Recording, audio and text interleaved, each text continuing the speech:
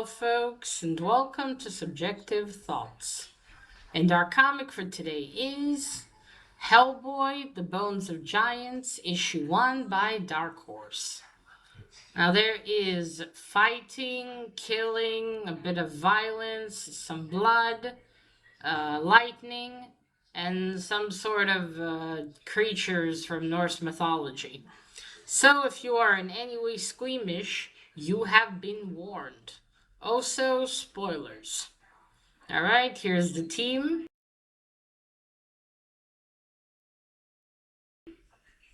I'm excited to read some more Mike Mignola and, what was it, Christopher Golden stories. I like when they write together. Right, so this is a bit of an oldie, as it's from 2021. I've only now just finally read it because it's been buried somewhere. But I do have all the parts of this. It's a 4-issue miniseries. And I was very happy to finally read some Hellboy. It's been a little bit of a while since I picked up a comic with Hellboy in it. Right, so the story starts, we are in Sweden. A man is fishing when suddenly lightning hits. A lot of lightning, and something appears in front of him. Then I assume hours later, you have a Swedish team of scientists looking over what came from the lightning. And then Hellboy and Abe and two more members of the BPRD appear. And the Swedish scientist asks, Are you the American scientists? And Hellboy tells him, no, but we're the closest you're going to get. So they go over to see what's on the ice there. And it's the body, presumably, of Thor, god of thunder. And his hammer, Mjolnir, on the ground. Abe talks to the scientist. He asks if anyone tried to pick it up. And he said that they tried to move it, not with their hands, but with some tools or something, but it wouldn't budge even. And then Hellboy picks up the hammer, picks up Mjolnir, and the two ladies over there, they were doing something. They said, "No, don't pick it up." And suddenly Hellboy gets sent into a sort of a vision, where we see Thor fighting the big snake of the world, the one that wraps around the whole world. My knowledge of Norse mythology is very limited, unfortunately, but I'm pretty sure that's what that's who he was fighting. And he's like, "That's it. I'm going to defeat you." He has Mjolnir. He flies right up into the snake, and then they both fall. The snake, for some reason, suddenly loses his eyes. Anyway, they're both lying dead, and around there's all these other creatures. It looks like there's been a big war. And suddenly, the Hellboy wakes up and he's underwater. He's being pulled up by Abe and the two other members of the BPRD. And it looks like Thor might have taken over Hellboy somewhat. Because at first he's like, get your hands off me or I'll feed your guts to my goats. And Abe tells him, "Hellboy, don't you recognize me? It's Abe." And then Hellboy shakes out of it. He's like, "Abe?" So then they tell him, "All right, Hellboy, drop Mjolnir." Well, they call it the hammer. Just drop it. And Hellboy can't. The hammer has fused with his right hand of doom. Uh-oh. And we move on to they're driving with the Swedish scientist and another guy who's in charge. And the scientist tells him, "Well, you can't just kidnap Hellboy." And the other guy's like, "I'm not kidnapping him. That hammer is the property of Sweden. He has to go with us." But then suddenly Hellboy gets a feeling from the hammer and he tells him we must go north. The guy doesn't want to comply and he said, "We are going north," with the Thor voice. And the guy complies. He's like, okay, we're going north. They drive in the other direction and they reach a more of a secluded place, and they start walking, and then they see a cave, but someone already beat them to the cave. You can see there's equipment, not a bulldozer, but to pick up dirt, that big machine. I mean that is no, it's not a bulldozer. I don't remember the name of it. Anyway, they go in, and they can already sense the evil standing not far from the cave. As Abe says, you don't need Monir to know this place to get the evil vibe of this place. They go inside, and it looks like something was in this cave, but it was already taken by someone. The question is, what was in there and who took it? They have no idea. The others take pictures. The scientist guy and the one in charge, and then Hellboy's like, I know who might be able to help us. We need to go visit someone. And I think the scientist asks, "Is it a friend of yours?" And Hellboy's like, "No, not exactly." And then not exactly, he says no. Then we're in some kind of town in Sweden. We see a young woman. She sees the silhouettes of Hellboy and Abe, and she starts running. She reaches the door of her house, gets in, and locks it quickly. Hellboy and Abe approach. They knock, and he's like, we have to talk to your father. And she's like, no, I won't let you hurt my father. And Abe's like, Hellboy, what'd you do to her father? Hellboy looks at him, thanks for the boast of confidence, Abe. So he tells her, look, we need to talk to your father, Hellboy says. We have found Monir and we need him to take a look. We have a problem. She's like, she looks skeptical, and she opens the door and starts saying, if this is some kind of, trick to get to my dad. And she said, oh my god, when she's in Monir in his hand. So they're invited in. So Hellboy has met her father before when he was fighting, I think, Vlad the Impaler. I think.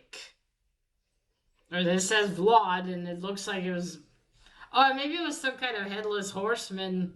It looked like. Anyway, it was fighting someone, and her father, well, didn't exactly help. Almost got Hellboy killed. And as Hellboy says, you got the worst end of that deal. So I take it her father has been cursed somehow or something like that from that ordeal. Anyway, he shows the hammer.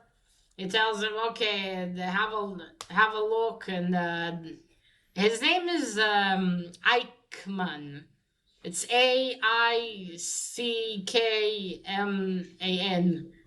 And I'm just gonna say Eichmann. Maybe it's a Swedish surname. So I'm probably possibly butchering it. And he says, I want to take measurements, a sample of the metal. Hellboy tells him you can ask the guy in charge later to take all you want. First, we gotta figure out what is this evil and get this hammer off my hand. And then the daughter says, as much as my father's excited about all this, he really needs to rest. It's already late. The father agrees with her and says to Abe and Hellboy, if they don't have any other accommodations, they're welcome to stay there. So they do stay the night. Hellboy can't really sleep a bit later. And then suddenly a big squirrel appears at his window. I think it's the squirrel that I know this from the game um, uh, God of War, Ragnarok. That squirrel was there too. He took care of the tree of some sort of tree that allowed you to, or the tree of life or something. I don't remember exactly, but I think it's that kind. I think it's that squirrel. But he tells him quick, Hellboy, you have to help. Hellboy's like, what the fuck? He looks at him. You must help save Midgard, the human world. That's what it's called in the Norse mythology. And he says, what? And he's looked quickly. Eichmann is running away. He's getting away. You have to stop him. Hellboy looks out the bedroom window, and yeah, someone is running. I'm not sure if it's Eichmann or his daughter, because he says Eichmann, but does he mean the father or the daughter? Because I have a feeling either she or the father or both of them were the ones in that cave before. And they took whatever was in there. That's why they're running. Or one of them is running anyway. Right, so I was like, shit. He goes into the bathroom where Abe is sleeping. Abe is sleeping in a bathtub. He's like, Abe, quick, get up. Eichmann's running away. He's like, what? He gets out of the head emerges from the tub. So Hellboy runs downstairs, about to go to the first floor when he is attacked by a bunch of, I don't know, goblin-looking creatures. There's a lot of them. The whole bottom floor is full of them. And they're all trying to grab him. And I was like, fuck. Oh, he doesn't say fuck, but he's like, ugh. And that's it. That's where the first issue ends. Alright, first the cover.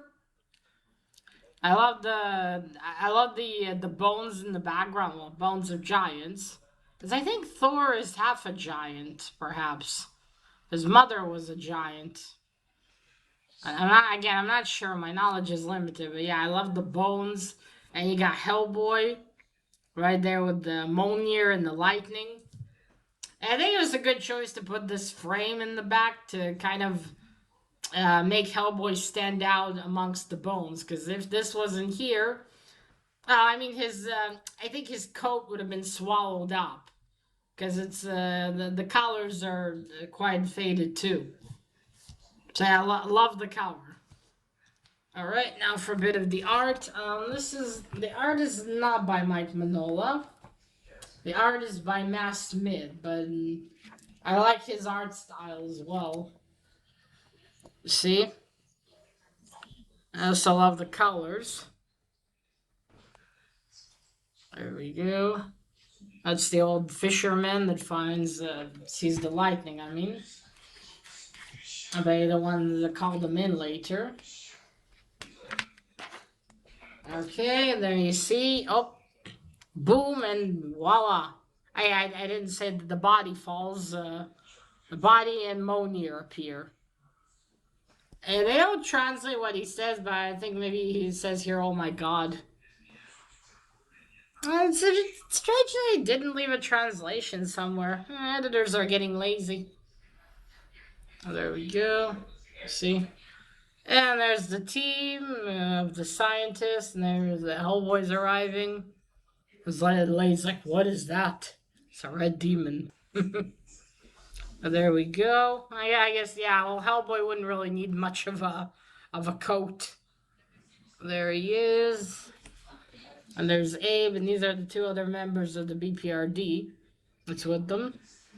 With them. There we go. So yeah, I like Hellboy in this art style. Oh, and is that. Okay. On for the story. I do like mythology, regardless of for what culture it is. It's always very interesting. And I have read things with Norse mythology. Obviously, it's been used in a lot of things. Marvel, for example. And had its changes. I'm sure they did changes, of course, in the Marvel. With Thor and Loki and shit. It's all very interesting. The first issue is very good. We know something's been stolen. Holy shit, we have the body of Thor appearing.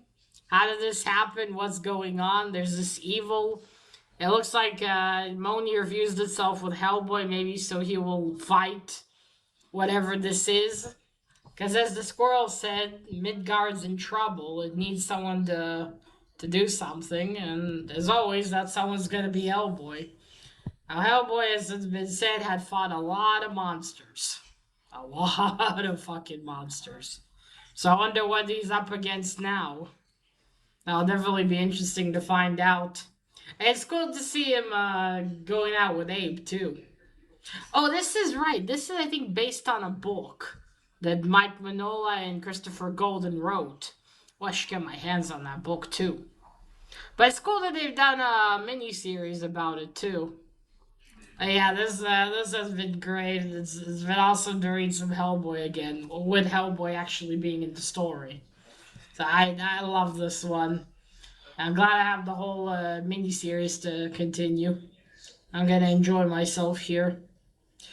Right, so that is it, folks. That's the story. I look forward to see what happens next.